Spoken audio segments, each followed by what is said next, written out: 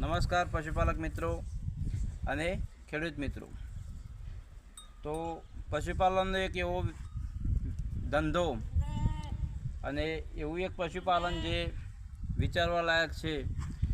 તો તમે જોઈ શકો છો કે ઘેટા પાલન જે પશુપાલક ભાઈઓ કરે છે, તમે જો કે કેટલો કઠિન ધંધો છે આ